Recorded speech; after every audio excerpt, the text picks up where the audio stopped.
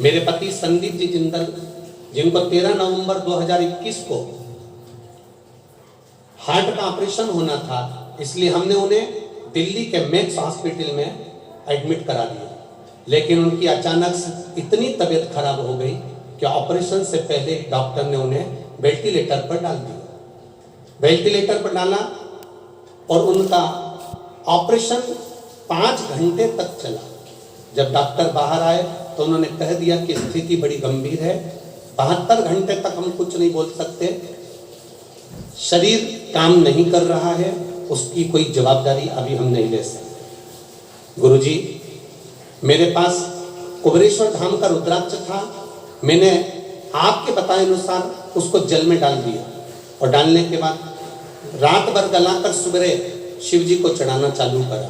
उस जल को लेकर आती, जब पति से मिलने के लिए आईसीयू में जाती, डॉक्टर अंदर कोई भी ऐसी चीज नहीं करने देते, तो मैं उस जल को चुपचाप से एक डब्बी में भर कर ले जाती और चुपचाप से पूरे पलंग पर छीट कर आ जाती।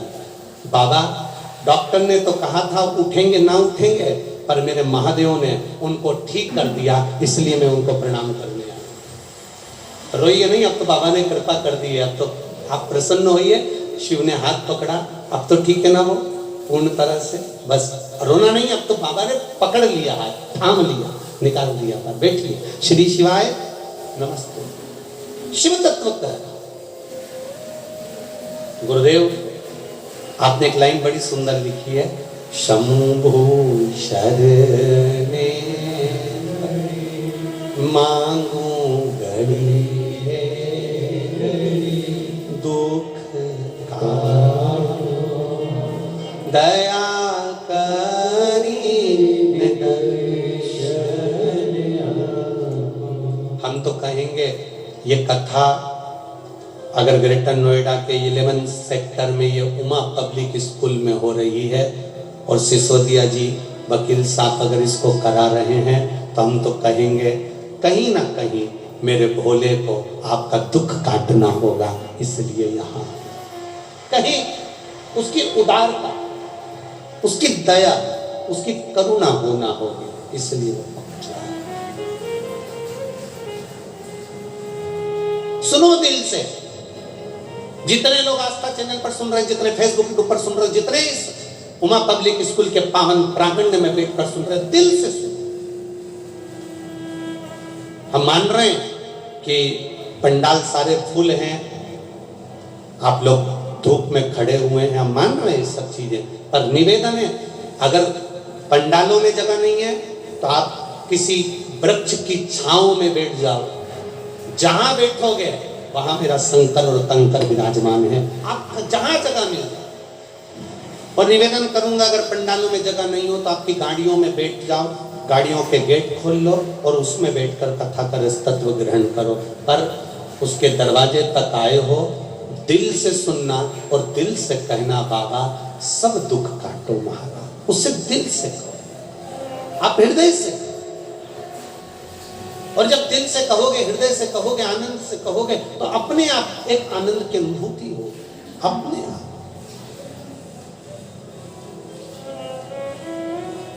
ये नवनिधि शिवन महापुराण की कथा कर रही है कि जिसने विश्वास करा उसको शिव मिला, जिसने विश्वास करा उसको देवाधिदेव महादेव मिले, जिसने विश्वास करा मेरा शंकर, मेरा शंभु, मेरा ओघड़दानी, मेरा भोलेनाथ कभी यहां प्रकट नहीं होता है, कभी प्रकट नहीं होगा। हाँ, वो नहीं आएगा, पर किसी को माध्यम बनाकर भेज देगा आपके दुख का। वो नहीं आता, पर किसी को माध्यम बनाकर भेज देता है कि ये एक बात बहुत ध्यान से सुनना, गुरु आपको माला पकड़ा देगा, गुरु आपके हाथ में जल का कलश पकड़ा देगा, गुरु आपके हाथ में एक लोटा जल पकड़ा देगा, गुरु आपको भगवान तक पहुंचा देगा। पर भगवान क्या करता है, ईश्वर क्या करता है? गुरु का काम है तुम्हारे हाथ में माला पकड़ाना, गुरु का काम है तुमसे भजन करवाना, गुरु का काम है तुम्हारे हाथों में एक लोटा जल पकड़ाना, गुरु का काम है तुम्हें शंकर के मंदिर तक पहुंचाना। पर भगवान का काम क्या है? तो भगवान का काम इतना है कि वो तुम्हें इतना सुख देने लगता है, इतना सुख देने लगता है, तुम्हारे दुखों को काटने लगता है। जब दुख कटने लगते हैं तो तुम भगवान से दूर हटने लगते हो। भगवान का काम है कि ये सब कुछ मांगे पर भक्ति ना मांगे। और शिव महापुराण की कथा कहती है, जो एक लोटा जल विश्वास से चढ़ाता है, भक्ति अपने आप उसके भीतर आ जाती है, तो महादेव को आना ही पड़ता है। गुरु का काम है एक लोटा जल आपके हाथ में पकड़ाना, गुरु का काम है आपके हाथ में माला पकड़ाना, गुरु का काम है आपको मंदिर तक ले जाकर छोड़ देना, गुरु का काम है आपको भजन तक लाकर छोड़ देना, गुरु का काम है आपको शिव महापुराण तक लाकर छोड़ देना। इसके बाद महादेव का कार्य क्या है? आपके दुख काट देना। दुख कट जाएगा, आपका दुख कटा, फिर आप धीरे धीरे भगवान के मंदिर जाना छोड़ दोगे कि अब मेरा काम हो गया, अब बाद में चली जाऊंगी, अब मैंने पशुपति व्रत करा तो मेरा काम हो गया, अब मैं बाद में कर लूंगी। अब दुख कट गया तो आपने मंदिर, देवालय, तीर्थ, व्रत थोड़ा कम कर दिया। कम करा क्यों? तो महादेव से पूछा गया ऐसा क्यों करा? तो कि गुरु ने तो इसके हाथ में एक लोटा जल पकड़ाया था, माला पकड़ाई थी, भजन पकड़ाया था, ये ज्यादा रोज मेरे मंदिर में आकर सफाई करती रहती और जल चढ़ाती रहती और पूजन करती रहती और बेलपत्र, शमी पत्र समर्पित करती रहती। तो शंकर जी कहते हैं फिर मुझे तुरंत हर बार ये बुलाती और मुझे दौड़ कर जाना पड़ता। इसलिए मैंने इसको थोड़ा सा मंदिर से, भजन से, कीर्तन से, शिव पुराण से दूर कर दिया। दूर करा तो ये अब मुझे भज नहीं पाएगी, भज नहीं पाएगी तो ये अपने दुखड़े खुद रो, फिर ये मेरे करीब नहीं आ। अब करो भजन।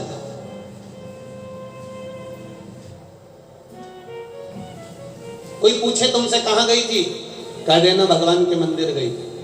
कोई पूछे कहां गई थी, तीर्थ करने गई थी। कोई पूछे कहां गई थी, अरे विचार तो करो।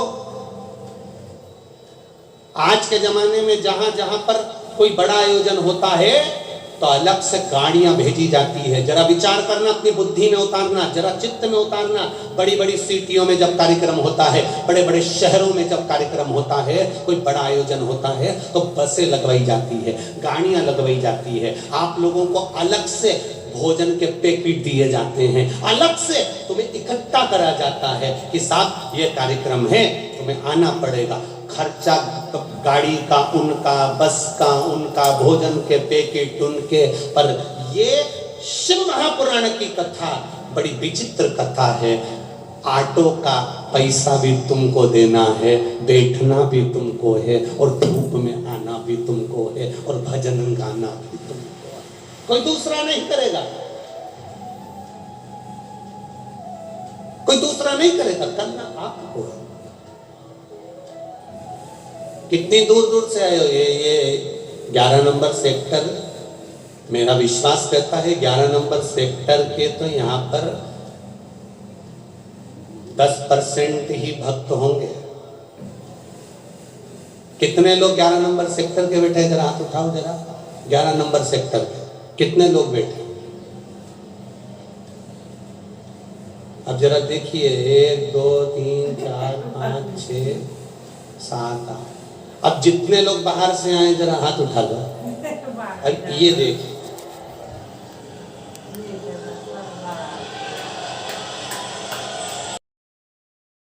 श्री शिवाय नमस्तोभ्यम मित्रों, हर हर महादेव। उम्मीद है आपको यह वीडियो पसंद आया होगा। इसी तरह के वीडियो देखते रहने के लिए हमारे चैनल को सब्सक्राइब करें।